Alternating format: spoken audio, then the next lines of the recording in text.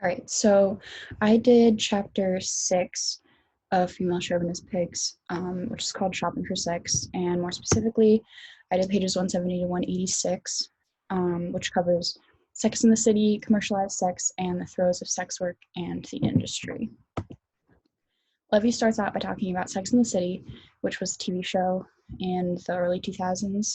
The show started out as a show about women having sex like men, and it compared everything the women did to what men did. So, like, if somebody was confident, one of the women was confident, then she had the ego of a man instead of just being a confident woman.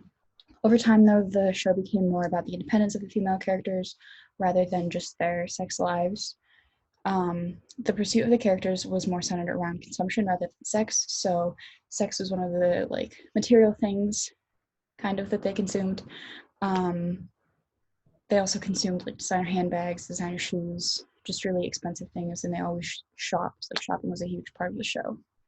It also romanticized the weather, the offices of Vogue magazine, the disposable income of the average journalist, and mostly just the accumulation of things and experiences. The ethos of the show, Levy says, was about women getting themselves the best and the most, both sexually and materially. Like I said, it divided behavior into like a man's or like a woman's. Characters had the ego of a man rather than being confident women. The characters also cared more about the way that they were experienced during sex rather than like their experience. So it was all very based on like the male gaze. The idea of women measuring men's interests instead of focusing on their own satisfaction was a huge part of the show.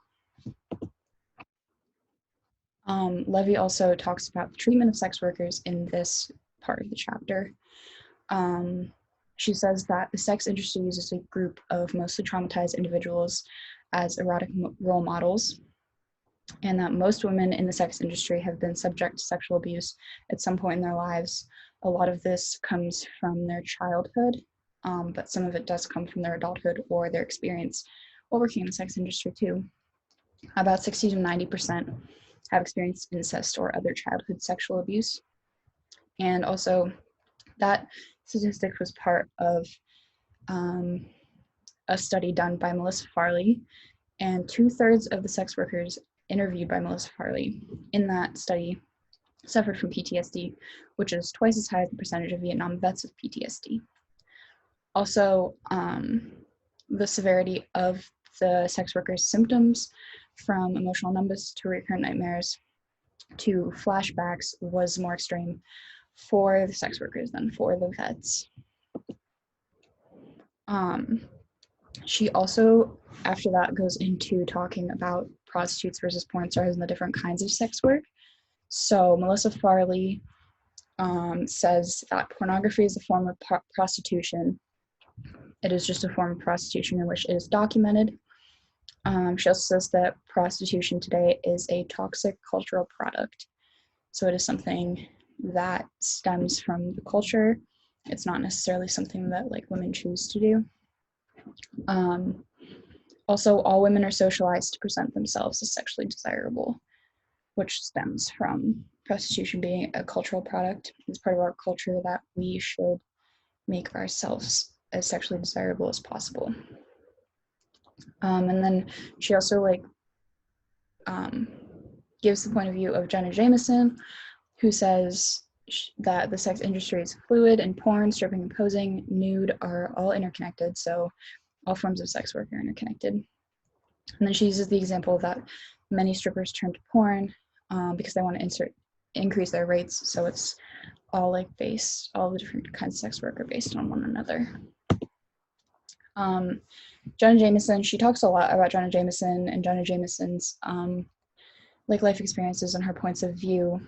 And she calls her the spokeswoman of the sex industry. Jenna Jameson views sexuality as a tool and a weapon, and she says porn is one of the few jobs for women where you can get to a certain level, look around, and feel so powerful.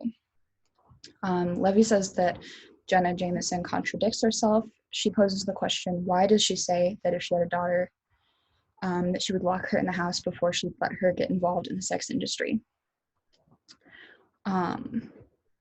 And then Jameson views herself as being sexually uninhibited and just being as sexually open as she wants. And Levy does not think that Jameson is that way. She actually thinks that she is sexually damaged.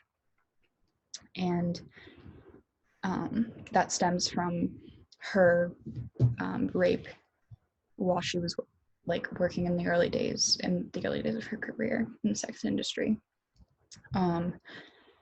And then Levy also says that Jameson's view of sexuality as a tool and a weapon perpetuates the idea that sex is a commodity and that it needs to be commercialized.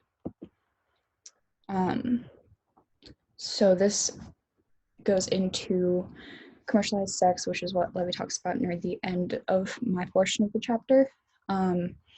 She says that removing the human factor from sex and making it about big boobs, bleached hair, long nails is what creates this commercialized sex. It creates a product that you're selling rather than an experience that varies from person to person.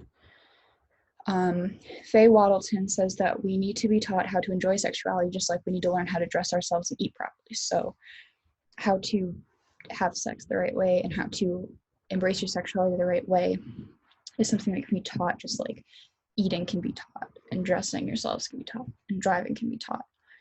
And then Levy says that this view that Waddleton has contributes to commercialized sex.